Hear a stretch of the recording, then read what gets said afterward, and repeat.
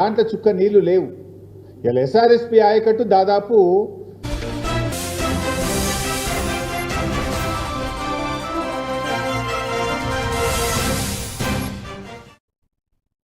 Welcome to అవన్ TV news. నేను Priyanka. Details చూస్తే తెలంగాణ సీఎం రేవంత్ రెడ్డిని బాలీవుడ్ స్టార్ హీరో అజయ్ దేవగన్ మర్యాదపూర్వకంగా కలిశారు. హైదరాబాద్లో జరిగిన ఈ సమావేశంలో రాష్ట్ర ప్రభుత్వం చేపడుతున్న అభివృద్ధి కార్యక్రమాలపై చర్చలు సాగాయి. ఫిల్మ్ సిటీ ప్రాజెక్ట్ సినీ పరిశ్రమకిచ్చే ప్రోత్సాహం, టూరిజం రంగంలో అవకాశాలపై అజయ్ దేవగన్ ఆసక్తి చూపారు. రేవంత్ రెడ్డి కూడా రాష్ట్రంలో సినిమాలకు మద్దతుగా తీసుకుంటున్న చర్యల గురించి వివరించారు. హైదరాబాద్ను ఓ సినీ గమ్యస్థానంగా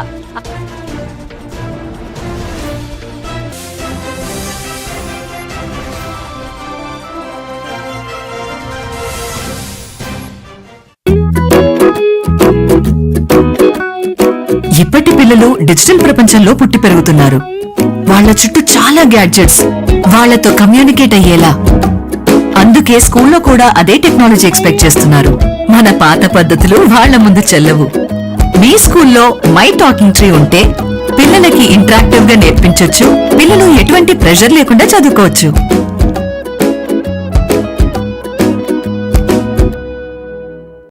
అహంకారం తగ్గలే.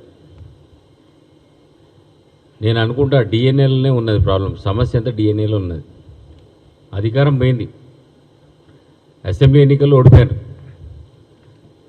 ఆ తర్వాత జరిగిన లోక్సభ ఎన్నికల్లో కూడా 17 సీట్లలో ఒక సీట్ రాలే. ప్రజలు గుండు సున్నా ఇచ్చి పంపించినా ఇంకా సిగ్గురాలే, మానం రాలే. ఇప్పుడు రేవంత్ రెడ్డి గారిని పదే రోజు అదే పనిగా విమర్శిస్తారు. నిన్న మాట్లాడిన తీరు బాగలేదు. అది పద్ధతి కాదు. వందా నీ బొందా అని చెప్పేసి మాట్లాడడం వాని బొందా. అమెరికాలో చదువుకున్న సిగ్గాని అనిపిస్తలే కేటీఆర్ నీకు? భాష ఎట్లుండాలా? ఒక ముఖ్యమంత్రి సీట్లో కూర్చున్న అతనికి మనం ఒక గౌరవం ఇవ్వాలని కూడా ఇంకిత జ్ఞానం లేకపోతే, ఒక మంత్రిగా పనిచేసినోనివి, ప్రభుత్వాన్ని నడిపినోనివి, ఆ భాష వాడచ్చా? నీలాంటి దుర్మార్గులు నిజంగా. నేను మొన్న ఒకరితో మాట్లాడుతుంటే అసలు ఇట్లాంటి కుటుంబాన్ని, ఆర్థికంగా ధ్వంసం చేసిన కుటుంబాన్ని, మొత్తానికి ఈ తెలంగాణ రాష్ట్రాన్ని సర్వనాశనం చేసిన కుటుంబాన్ని ఏం చేస్తారని అడిగితే, బయట దేశాల్లో అంటే గల్ఫ్ దేశాల్లో ఇలాంటి పనులు చేస్తే స్టేడియంలో, ఎల్బీ స్టేడియం లాంటి స్టేడియంలో ప్రజల సమక్షంలో రాళ్లతో కొట్టి చంపి శిక్ష చేస్తారు. అలాంటి శిక్ష చేయాల సార్ వీళ్ళకని అంటున్నాడు. దుర్మార్గం. రోజు అదే పనిగా రేవంత్ రెడ్డితో పోలికేంది ఆయనకి నాకు అర్థం కాదు. రేవంత్ రెడ్డి గారు స్వయం కృషితో ఎదిగిన వ్యక్తి, ఎదిగిన నాయకుడు. ఓ జెడ్పీటీసీగా, ఆ తర్వాత ఎమ్మెల్యే, పార్లమెంటు ఎంపీ, పార్లమెంటుకు పోయిండు. ఆ తర్వాత ముఖ్యమంత్రి అయిండు.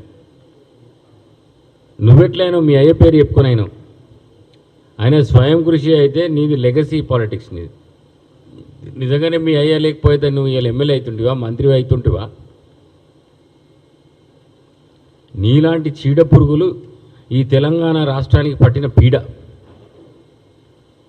నీలాంటి వ్యక్తులని తెలంగాణ రాష్ట్రానికి తరిమి కొట్టారా? ఈ తెలంగాణ రాష్ట్రంలో ఉంచదు కూడా.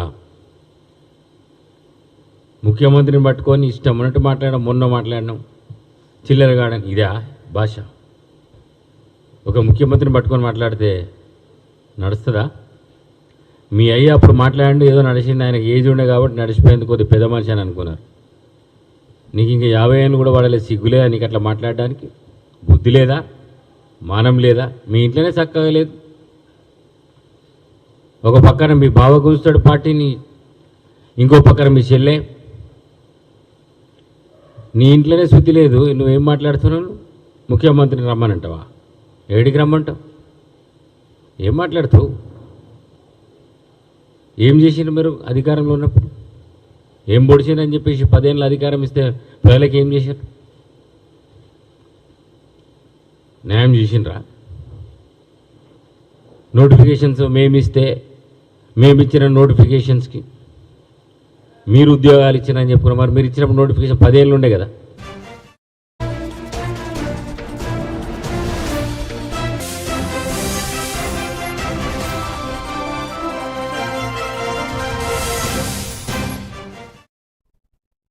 Welcome to oven TV news. నేను ప్రియాంక. డీటెయిల్స్ చూస్తే తెలుగుదేశం పార్టీ తనకు గుండె చప్పుడు లాంటిదని మంత్రి నారా లోకేష్ భావోద్వేగంగా తెలిపారు. టీడీపీ కార్యకర్తగా తన రాజకీయ జీవితం ప్రారంభమైందని, పార్టీ త్యాగాలతో ఎదిగిందన్నారు. అంజిరెడ్డి తాత, మంచులారెడ్డి, తోట చంద్రయ్య, చెన్నుపాటి గాంధీలే తనకు రాజకీయ స్ఫూర్తిగా నిలిచారన్నారు. వారి సేవలు, నిజాయితీ, క్రమశిక్షణతో తాను ముందుకు సాగుతున్నట్లుగా పేర్కొన్నారు. పార్టీ కార్యకర్తలు ఈరోజు నేను గర్వంగా చెప్తున్నా, నేను స్ఫూర్తిగా తీసుకునేది ఒక అంజిరెడ్డి తాత. ఎవరో గుర్తున్నాడా? పొంగనూరు నియోజకవర్గంలో మీసాలు మిలేసి తొడగొట్టి రా అని చెప్పిన అంజిరెడ్డి తాత. నేను స్ఫూర్తిగా తీసుకునేది ఒక మంజుల. పల్నాడులో ఏకంగా బూత్ లో కూర్చుంటే ఆమె పైన దాడి చేశారు. రక్తం గారుతున్నా చివరి ఓటు పడి ఈవీఎం సీలే వరకు అక్కడి నుంచి వెళ్ళలేదు. ఒక తోట చంద్రయ్య మెడపై కత్తి పెట్టి వాళ్ళ నాయకుడికి జై చెప్పమన్నారు, వాళ్ళ పార్టీకి జై చెప్పమన్నారు. ఈ రెండు చెప్తే వదిలేస్తా అన్నాడు. ఆయన చెప్పింది జై తెలుగుదేశం, జై చంద్రబాబు నాయుడు అని చెప్పి ప్రాణాలు కోల్పోయిన చంద్రయ్య నాకు స్ఫూర్తి. విజయవాడలో ఉన్నారు గాంధీ గారు, మాజీ కార్పొరేటర్. మనందరం చూసాం. ఆయన గట్టిగా మాడుతున్నారని ఆయన పైన దాడి చేసి ఏకంగా కంటి చూపు కూడా పోగొట్టుకున్న గాంధీ నాకు ఈ రోజు స్ఫూర్తి. నేను దేశంలో ఎక్కడ తిరిగినా అందరూ ఆశ్చర్యపోతున్నారు. 1 కోటి మంది సభ్యత్వాలు ఎట్ట చేశావు, ఆ టెక్నాలజీ ఏంటో నాకు ఇవ్వమని కోరుతున్నారు. వాళ్ళకి చెప్పే టెక్నాలజీ కాదు బాస్, మా దగ్గర సాఫ్ట్వేర్ ఉంది. కాకినాడ జిల్లా తునిలోని ప్రసిద్ధ తలుపులమ్మ లోవలో హీరో ప్రభాస్ కుటుంబ సభ్యుల సందడి కనిపించింది. ప్రభాస్ పెద్దమ్మ శ్యామలాదేవి అమ్మవారిని దర్శించుకుని ప్రత్యేక పూజలు నిర్వహించారు. ప్రభాస్ పేరు మీద విశేష కుంకుమార్చన పూజను శ్రద్ధగా చేయించారు. ఆలయ పరిసరాల్లో భక్తుల సందడి నిండగా శ్యామలాదేవిని చూసేందుకు స్థానికులు ఆసక్తిగా పోటెత్తారు. తలుపులమ్మ అమ్మవారి దర్శనం అనంతరం శాంతి కలగానే ఉద్దేశంతో కుటుంబ పూజలు జరిపినట్లు సమాచారం. ప్రభాస్ తరచూ తలుపులమ్మ లోవకు వచ్చిన విషయం తెలిసిందే. సినిమా కార్యక్రమాల మధ్య కుటుంబ సభ్యుల దర్శనం ప్రాంతీయంగా చర్చనీయాంశమైంది.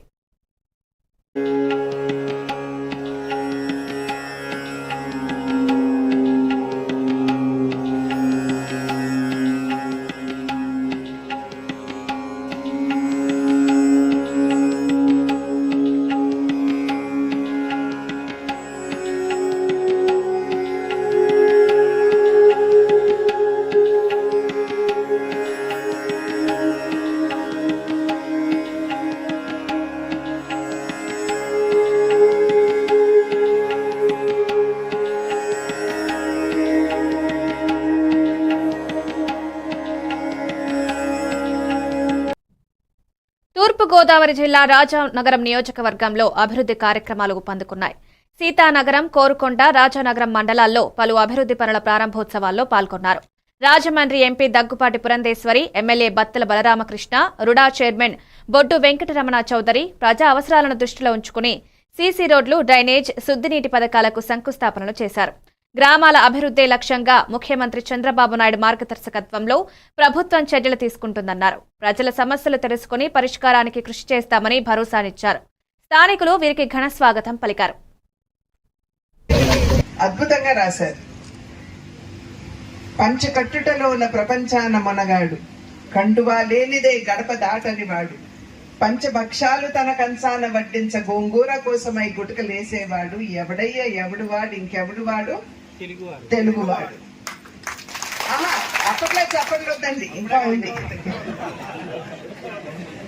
మంచి మనసు ఎదురైతే మాలలు ఇచ్చేవాడు, తిక్క రేగిందంటే డొక్క చీల్చేవాడు, ఏ దేశమేగినా ఎందుకాలిడినా ఆవకాయ వియోగ మసల సైపనివాడు, ఎవడయ్య ఎవడు వాడు, ఇంకెవడు వాడు, తెలుగువాడు. నారాయణ రెడ్డి గారిని నేను అడిగాను. మేము చాలా చనువుగా ఉండేవారు. చిత్తూరు జిల్లాలో జగన్ పర్యటనకు పోలీసుల నుంచి షరతులతో కూడిన అనుమతులు మంజూరయ్యాయి. బంగారుపాలెం మ్యాంగో మార్కెట్లో జరిగే సమావేశానికి 500 మందికి మాత్రమే అనుమతినిచ్చారు. హెలీప్యాడ్ వద్ద 30 మందికే ప్రవేశం కల్పించనున్నారు. రోడ్ షోలు, భారీ ర్యాలీలు, ఇతర కార్యక్రమాలకు అనుమతి లేదని స్పష్టం చేశారు. గతంలో చోటు చేసుకున్న భద్రతా లోపాలను దృష్టిలో ఉంచుకుని ఈసారి ముందస్తు చర్యలు తీసుకుంటున్నట్లు ఎస్పీ తెలిపారు. బంగారుపాలెంలో పాఠశాలలు, పెట్రోల్ బంకులు ఉండడంతో టైం కట్టింపు పాటించాలని సూచించారు. అవసరమైతే జగన్ భద్రత కోసం ప్రత్యేక రోప్ పార్టీని ఏర్పాటు చేస్తామన్నారు. జగన్ పర్యటన సజావుగా సాగేందుకు అన్ని ఏర్పాట్లు పూర్తి చేస్తామన్నారు. ప్రజల క్షేమం దృష్టిలో పెట్టుకుని చర్యలు తీసుకుంటామని పేర్కొన్నారు. అప్లికేషన్ని మాజీ ఎమ్మెల్యే సునీల్ కుమార్ గారు సబ్మిట్ చేయడం జరిగింది. దానిలో మెన్షన్ చేసిన మరొక విషయం సుమారుగా 10,000 మంది నిర్దేశిస్తారు అని చెప్పారు.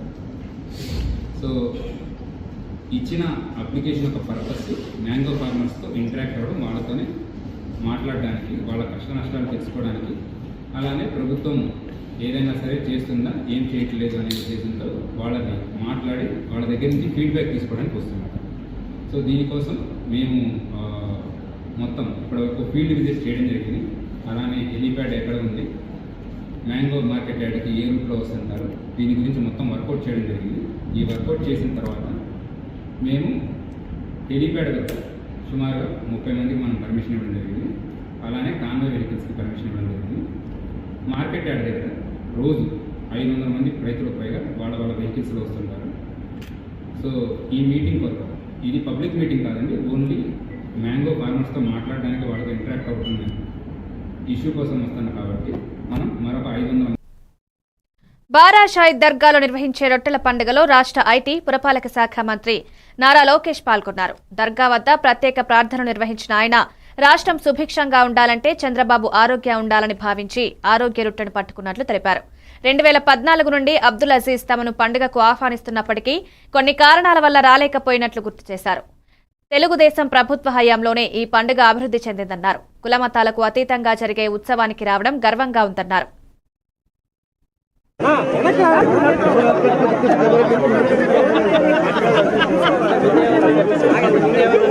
14 తర్వాత అజీజ్ గారు పార్టీలో చేరిన దగ్గర నుంచి కూడా రొట్టెల పండుగ రావాలని పదే కోరటం జరిగింది. ఆనాడు నా పొరపాటు నేను రాలేకపోయాను. కానీ ఈరోజు విఆర్ హై స్కూల్ ఓపెనింగ్ దగ్గర నుంచి మన గౌరవ మంత్రివర్యులు నారాయణ గారు స్వయంగా ఫోన్ చేసి స్కూల్ ఓపెనింగ్ కూడా ఉంది అనే అర్థంతో గతంలో మన అజీజ్ గారు కోరారు. శ్రీధరన్న కూడా రొట్టెల పండుగకి నిధుల కోసం మాతో పోరాడిన వ్యక్తి. మీరందరూ ప్రజలందరూ ఒక విషయం గమనించాలి. తెలుగుదేశం పార్టీ అధికారంలోకి వచ్చిన తర్వాతనే కులం మొత్తం ప్రాంతాల అతీతంగా ప్రజలందరూ హాయిగా చల్లగా ఉండాలని అద్భుతమైన పరిపాలన అందిస్తున్నాం. 2014 తర్వాత రొట్టెల పండుగ అనేది తెలుగుదేశం పార్టీ అధికారంలో ఉన్నప్పుడే అద్భుతంగా జరిగేది. ఆనాడు నారాయణ గారు మంత్రిగా ఉన్నప్పుడు కూడా నిధులు కేటాయించారు. ఈ కార్యక్రమం జయప్రదం చేసాక అనేక పనులు చేశాం. ఈసారి కూడా ఎన్ని ఆర్థిక ఇబ్బందులున్నా 10 కోట్ల పైన మనం ఈ కార్యక్రమం కోసం రాష్ట్ర ప్రభుత్వం ఖర్చు పెడతాం జరిగింది. సో తెలుగుదేశం కానివ్వండి, కూటమి ప్రభుత్వం ఆలోచన ఒకటే, తెలుగులో ఎక్కడున్నా హాయిగా.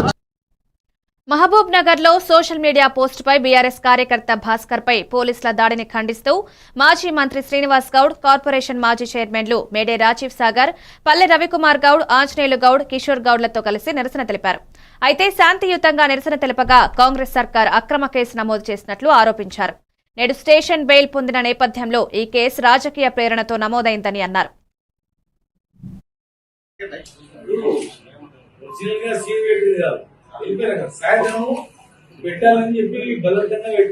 సెప్టెంబర్ అంటే దాదాపు అక్టోబర్ అంటే 10 నెలలు దగ్గర 10 నెలలు అవుతుంది.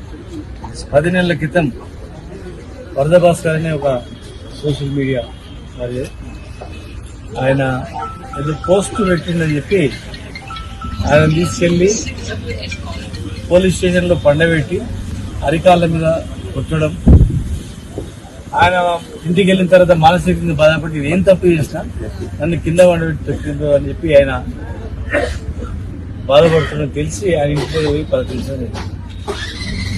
అదే విషయం అనడానికి పోలీస్ స్టేషన్కి వచ్చినాం. ఎక్కడ కూడా విధులు ఆటంకం కలగలే. పోలీస్ స్టేషన్లో వచ్చి మాట్లాడినాం అంతే, అయిపోయింది. సాయంత్రం వరకు వాళ్ళు కేసు ఫైల్ చేసి చెప్పింది. మళ్ళీ ఇప్పుడు నిన్న ఫోన్ చేసి కేసు బుక్ అయింది, ఎప్పటిది ఏం కేసు అంటే లాస్ట్ ఇయర్ ఇట్లా అయింది. కేసు పెట్టేది ఉంటే అప్పుడే పెట్టాలి, పెట్టలే. అప్పుడు మీరు మాట్లాడిపోయిన తర్వాత కేసు పెట్టాలి. ఇట్లా సోషల్ మీడియాలో చాలా మంది, ఇప్పుడు నిన్న ఒక దుకాణదారుడు ఆకుల చౌరస్ దగ్గర సేమ్ అదే వంట సిఐ దుకాణం పల్లగొట్టిండు. ఉన్నారు ఇక్కడ అతను 11 గంటలు అవుతుంది, గిరాకు ఉందని చెప్తే కూడా సార్ బంద్ చేస్తున్నాం అంటే కూడా అందుకొచ్చి దండం కొట్టి అదే సిఐ గారు అద్దాలలో కొట్టేసి మీటర్లకి వైర్లు పిల్లిండి. జస్ట్ అది షాప్ ఎక్కడ, ఏం షాప్ అది? Nimra cafe. YSR architecture and arts యూనివర్సిటీలో విద్యార్థులు చేపట్టిన ఆందోళనకు ఏపీసీసీ అధ్యక్షురాలు వైఎస్ షర్మిల మద్దతు తెలిపారు. సీఓఏ అనుమతులు లేకుండా విద్యార్థులను ఎలా చేర్చారంటూ యూనివర్సిటీ యాజమాన్యాన్ని ప్రశ్నించారు. ఈ పరిస్థితికి ముఖ్యమంత్రి జగన్, ఎంపీ అవినాష్ రెడ్డి నిర్లక్ష్యమే కారణమన్నారు. విద్యార్థుల భవిష్యత్తుతో చెలగాటమాడుతున్నారని మండిపడ్డారు. నాణ్యత లేని విద్యా సంస్థలపై ప్రభుత్వం మౌనంగా ఉంటోందని ఆరోపించారు. కౌన్సిల్ అనుమతి లేకుండా ప్రవేశాలివ్వడం అత్యంత బాధాకరమన్నారు. బాధ్యులపై చర్యలు తీసుకోవాలని డిమాండ్ చేశారు. విద్యార్థుల హక్కుల కోసం పోరాటం చేస్తామని చెప్పారు. ప్రభుత్వ నిబంధనల్ని ఉల్లంఘించి విద్యను ఆర్థిక వ్యవహారంగా మార్చకూడదని హెచ్చరించారు. విద్యార్థుల న్యాయం కోసం కాంగ్రెస్ పోరాటం కొనసాగుతోందన్నారు. వీళ్ళకి ఇక్కడ ఒక మంచి ఎడ్యుకేషన్ లభ్యమవుతుంది అన్న భ్రమలో ఉంచి ఇక్కడ అడ్మిషన్లు తీసుకోవడం జరిగింది. కౌన్సిల్ ఆఫ్ ఆర్కిటెక్చర్ అసలు పర్మిషన్లు ఇవ్వలేదు అన్న సంగతి వీళ్ళకు తెలియక ఆర్ ఏ ప్రాబ్లం లేదు అని వీళ్ళకి ఇంప్రెషన్ ఇస్తే దాన్ని నమ్మి వాళ్ళ జీవితాలను పణంగా పెట్టారు. కానీ 5 సంవత్సరాలు అయిపోయింది. ఈ రోజు వరకు కూడా ఈ చిల్డ్రన్ కనీసం ఈ కోర్సుల్లో ఎన్రోల్మెంట్ అయ్యారు అని కౌన్సిల్ ఆఫ్ ఆర్కిటెక్చర్ ఇవ్వాల్సిన ఎన్రోల్మెంట్ నంబర్ కూడా వీళ్ళ చేతుల్లో లేదు. అంటే కౌన్సిల్ ఆఫ్ ఆర్కిటెక్చర్ అనేది కేంద్ర సంస్థ. దాని దృష్టిలో వాళ్ళు సర్టిఫికెట్ ఇస్తేనే వీళ్ళు ఆర్కిటెక్ట్లుగా బయటకు వెళ్ళొచ్చు. కానీ దాని దృష్టిలో అసలు వీళ్ళ ఎన్రోల్మెంటే జరగలేదు 5 సంవత్సరాల క్రితం. క్రమేణా ఆ తర్వాత ఎంటర్ అయిన 3 ఏళ్లు అడ్మిషన్లు తీసుకున్న వాళ్లకు కూడా పర్మిషన్స్ లేవు. కౌన్సిల్ ఆఫ్ ఆర్కిటెక్చర్ పర్మిషన్స్ ఇచ్చింది లేదు. పర్మిషన్స్ లేవు కాబట్టి వీళ్ళకు ఎన్రోల్మెంట్ నంబర్స్ కూడా ఇచ్చింది లేదు.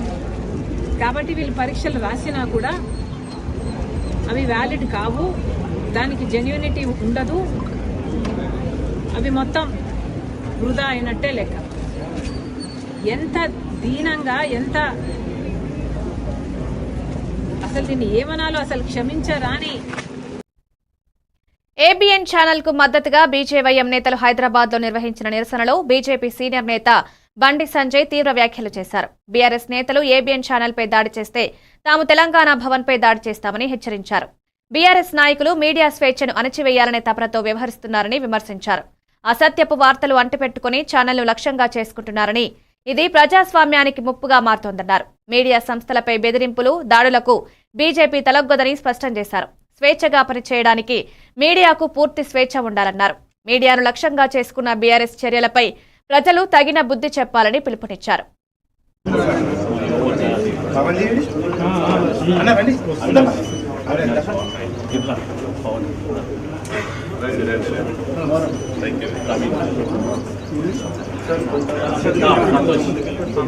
మీ అందరికీ thanks for your support. Media అనేది సరే ఒక్కొక్కసారి మేము రాసే వార్తలు నచ్చొస్తున్నందుకు, కానీ లేకపోతే చాలా రకాల ఉన్నాయి.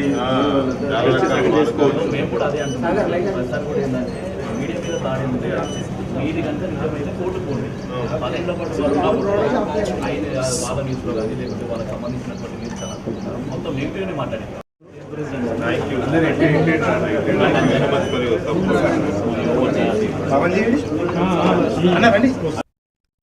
మంత్రి వాకిటి శ్రీహరి సంచలన వ్యాఖ్యలు చేశారు. తనకు కేటాయించిన శాఖలన్నీ గందరగోళంగా ఉన్నాయని తెలిపారు. ఇది తన అదృష్టమో లేక దురదృష్టమో తనకు అర్థం కావడం లేదన్నారు.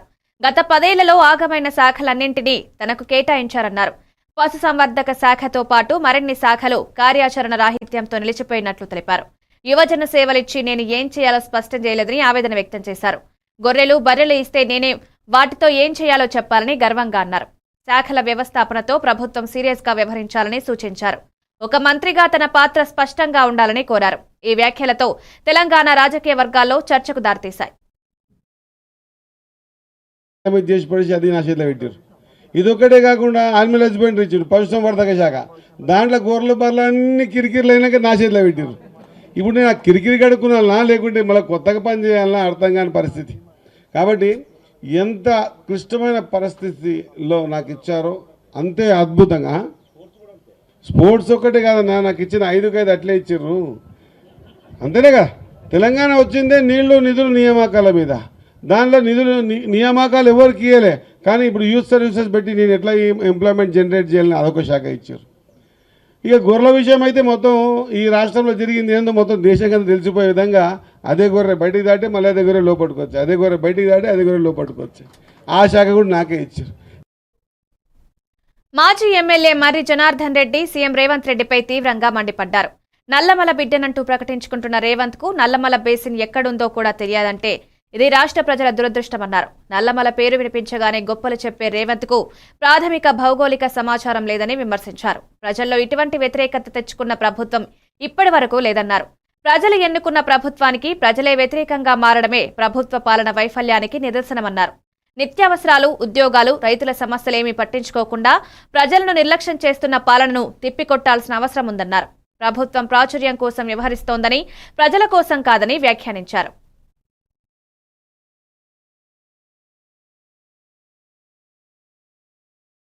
వాస్తవ్యుడు అయితే అప్పటి నుంచి ఇప్పటిదాకా కూడా కేసీఆర్ గారు ముఖ్యమంత్రిగా ఉన్నప్పుడు 35,000 కోట్ల రూపాయలతోటి పాలమూరు రంగారెడ్డి ప్రాజెక్టుకు నిధులు మంజూరు చేయడం జరిగింది. కేసీఆర్ గారి హయాంలో సుమారు 27,500 కోట్ల రూపాయలు ఖర్చు చేయడం జరిగింది. నార్లాపూర్ కానీ, ఏదుల కానీ, ఒట్టెం కానీ, కరివెన్న కానీ, ఉద్దండపూర్ రిజర్వాయర్స్ మొత్తం కూడా చేయడమే కాకుండా మోటార్స్, అదేవిధంగా మొత్తం కూడా కాలువలు, మోటార్స్ అవన్నీ కూడా కంప్లీట్ చేయడం జరిగింది. మరి రేవంత్ రెడ్డి గారు జయపాల్ రెడ్డి గారి పేరు పెట్టిండు కానీ ఈ 18 నెలల నుంచి కూడా పాలమూరు రంగారెడ్డి ప్రాజెక్టుకు ఒక తట్ట మందు కూడా తీయలేదు, ఒక్క రూపాయి కూడా కేటాయించలేదు. ఇప్పుడు ఆయన చేయవలసిన పని ఏంది? కాలువల కొరకు 5,000, 10,000 రూపాయలు కేటాయిస్తే ఈ పాలమూరు రంగారెడ్డి ప్రాజెక్టుకు మా మహబూబ్నగర్ జిల్లాలో 7,50,000 ఎకరాలకు సాగునీరు వస్తుంది. అదేవిధంగా రంగారెడ్డి జిల్లాలో 5 లక్షల ఎకరాలకు సాగునీరు వస్తుంది, కొంత దేవరకొండ భాగానికి వస్తుంది. మరి జయపాల్ రెడ్డి మీ పేరు మీద పెట్టే జయపాల్ రెడ్డి మీ సొంత మామ కావచ్చు, మీ బంధువు కావచ్చు, కానీ పాలమూరు ప్రజలకు నువ్వేం చేసినావు? పాలమూరులో పుట్టినందుకు పాలమూరు రైతుల యొక్క ప్రజల యొక్క రుణం తీసుకోవాలి కదా. నువ్వు కొడంగల్ నుంచి ఎమ్మెల్యే గెలిచినావు, ముఖ్యమంత్రి అయ్యావు. చెయ్యి, నీకు దమ్ముంటే, ధైర్యం ఉంటే మరి ఓ 10,000 కోట్ల రూపాయలు కేటాయించి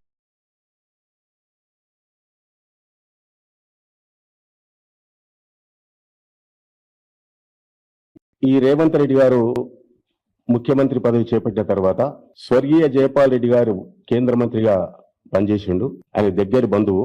జయపాల్ రెడ్డి గారి జయంతి సందర్భంగా కల్వకుర్తిలో ఒక సభ పెట్టిండు. కుట్ర గేట్ దగ్గర జయపాల్ రెడ్డి గారి విగ్రహాన్ని ఆవిష్కరించిండు. ఆ రోజు ఆయన చెప్పింది ఏంది? ఈ పాలమూరు రంగారెడ్డి ప్రాజెక్టుకు జయపాల్ రెడ్డి గారి పేరు నామకరణం చేయడం జరిగింది. జయపాల్ రెడ్డి గారి నామకరణం చేస్తే మేము ఎక్కడ వ్యతిరేకించడం లేదు, ఎందుకంటే ఆయన మా కల్వకుర్తి వాస్తవ్యుడు. అయితే అప్పటి నుంచి ఇప్పటిదాకా కూడా కేసీఆర్ గారు ముఖ్యమంత్రిగా ఉన్నప్పుడు 35,000 కోట్ల రూపాయలతోటి పాలమూరు రంగారెడ్డి ప్రాజెక్టుకు నిధులు మంజూరు చేయడం జరిగింది. కేసీఆర్ గారి హయాంలో సుమారు 27,500 కోట్ల రూపాయలు ఖర్చు చేయడం జరిగింది. నార్లాపూర్ కానీ, తెలంగాణ రాష్ట్రాన్ని క్రీడల్లో విశ్వవ్యాప్తం చేయాలని మంత్రులు పొన్నం ప్రభాకర్, వాకిటి శ్రీహరి ఆకాంక్షించారు. సిద్దిపేట జిల్లా హుస్నాబాద్లోని మినీ స్టేడియాన్ని సందర్శించిన వారు క్రీడాకారుల్లో ఉత్సాహం నింపేందుకు కబడ్డీ ఆడారు. Telangana sports authority chairman Sivasena Reddy, MD Soni బాలాదేవితో కలిసి మైదానంలో చురుకుగా పాల్గొన్నారు. క్రీడల ద్వారా యువతకు అవకాశం కల్పించాలన్నదే తమ ఉద్దేశమని పేర్కొన్నారు. గ్రామీణ స్థాయిలో మెరుగైన మైదానాలు, శిక్షణా కేంద్రాల ఏర్పాటు కోసం చర్యలు తీసుకుంటున్నామని తెలిపారు. తెలంగాణ క్రీడల రంగంలో దేశంలోనే కాదు అంతర్జాతీయంగా గుర్తింపు పొందాలన్నదే తమ లక్ష్యమన్నారు. చెరువులలో పడి చనిపోతున్న దృష్ట్యా హుస్నాబాద్ కేంద్రంలో పిల్లలు ఈత నేర్చుకోవడానికి ఒక స్విమ్మింగ్ పూల్ కావాలనగానే మానవత్వంతో వారు హృదయంతో మాకు స్విమ్మింగ్ పూల్ శాంక్షన్ చేస్తామని చెప్పినారు. వారికి హృదయపూర్వకంగా ధన్యవాదాలు. అదేవిధంగా ఫుట్బాల్ గ్రౌండ్ కూడా శాంక్షన్ చేస్తామని చెప్పినారు, దానికి కూడా ధన్యవాదాలు. క్రికెట్ గ్రౌండ్కు స్థలం కేటాయించగానే తప్పకుండా దాన్ని కూడా గౌరవ ముఖ్యమంత్రి గారి దగ్గరికి తీసుకెళ్లి అది కూడా అనుమతిస్తామనే మాట చెప్తా ఉన్నారు. దానికి సంబంధించి కొంచెం స్థల సేకరణ విషయం ఉంది. ఈ రెండు విషయాల్లో వారికి హృదయపూర్వకంగా ధన్యవాదాలు. నేను ఈ సందర్భంగా హుస్నాబాద్ ప్రాంత క్రీడాకారులందరినీ, క్రీడా ప్రేమికుల్ని, అదేవిధంగా ఫిజికల్ ఎడ్యుకేషన్ టీచర్స్ను, పేరెంట్స్ అందరూ కూడా కోరుతా ఉన్నా, ఈ ప్రాంతం ఆటల్లో నెంబర్ 1 ఉండే విధంగా ప్రభుత్వం తెచ్చిన స్పోర్ట్స్ పాలసీని కావచ్చు, యంగ్ ఇండియా స్పోర్ట్స్ యూనివర్సిటీని వినియోగించుకొని రాబోయే కాలం లోపల ఇప్పటికే కబడ్డీకి సంబంధించి దేశంలోనే హుస్నాబాద్ పేరు తీసుకొచ్చినారు. అదేవిధంగా అన్ని క్రీడల్లో దేశంలోనే హుస్నాబాద్ ప్రాంత పేరు తేవాలని ఆకాంక్షిస్తా ఉన్నాం. తలైతే కోరిన స్విమ్మింగ్ పూల్ కూడా ఖచ్చితంగా శాంక్షన్ ఇవ్వడం ఒకటే కాకుండా ఇంకా రాబోయే రోజుల్లో ఈ గ్రౌండ్ సంబంధించి స్పోర్ట్స్ సంబంధించి లేదా నా సబ్జెక్ట్స్ అయిన ఫిషరీ కానివ్వండి. పాలమూరు రంగారెడ్డి ఎత్తిపోతల పథకంపై మాజీ ఎమ్మెల్యే జైపాల్ యాదవ్ ఆగ్రహం వ్యక్తం చేశారు. 18 నెలల రేవంత్ పాలనలో ఒక్క తట్టెడు మన్ను కూడా తీయలేదని విమర్శించారు. ప్రాజెక్టుకు జైపాల్ రెడ్డి పేరు పెట్టడం మినహా అభివృద్ధి పనుల్లో ఏం చేయలేదన్నారు. రేవంత్ కు ధైర్యం దమ్ము ఉంటే పాలమూరు రంగారెడ్డి ప్రాజెక్టును పూర్తి చేయాలని సవాల్ విసిరారు. ప్రజలకు సాగునీటి అవసరాలను తీర్చాల్సిన ప్రాజెక్టు కాలయాపనకు గురవుతుండడం బాధాకరమన్నారు. కేవలం రాజకీయ ప్రోపగండా కోసం పేరు పెడితే ప్రయోజనం లేదని విమర్శించారు. రియల్ డెవలప్మెంట్ చేయాల్సిన అవసరం ఉందన్నారు.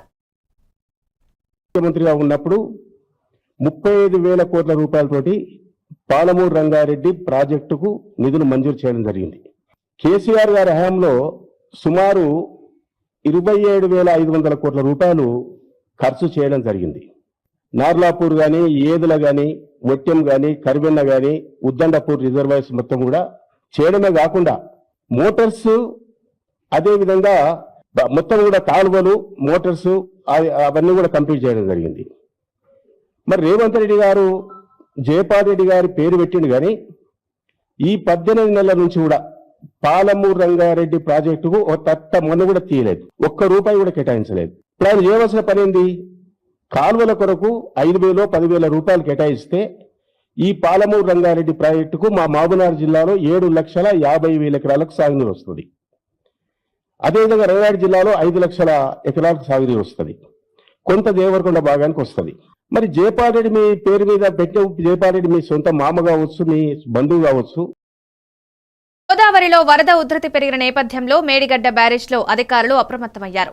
బ్యారేజ్ వద్దకు భారీగా వరద నీరు చేరుతోంది. దాంతో 85లో 85 గేట్లను పూర్తిగా ఎత్తి నీటిని దిగువకు విడుదల చేశారు. ఇన్ఫ్లో 70,710 క్యూసెక్లు ఉండగా అదే స్థాయిలో అవుట్ఫ్లో కొనసాగుతోంది. వరద మట్టాలు పెరుగుతున్న నేపథ్యంలో అధికారులు పరిస్థితిని సమీక్షిస్తున్నారు. మేడిగడ్డ బ్యారేజ్ పరిసర ప్రాంతాల్లో నదికి ఇరువైపులా నివసిస్తున్న ప్రజలకు హెచ్చరికలు జారీ చేశారు. వరద నీరు అదుపులో ఉన్నప్పటికీ ఎప్పటికప్పుడు మారుతున్న పరిస్థితులకు అనుగుణంగా అధికారులు చర్యలు తీసుకుంటున్నారు. భద్రాచలం, కాకినాడ, రామగుండం ప్రాంతాల్లోనూ వరద ప్రభావం కనిపించే అవకాశం ఉందని చెబుతున్నారు.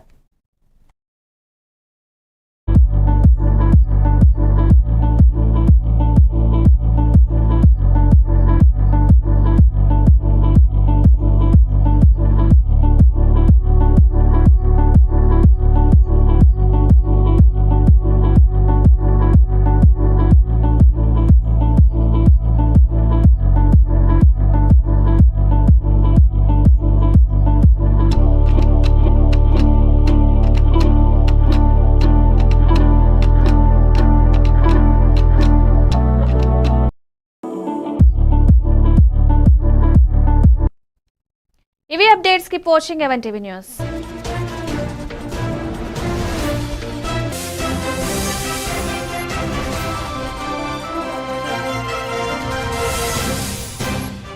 పదేళ్ళ అధికారంలో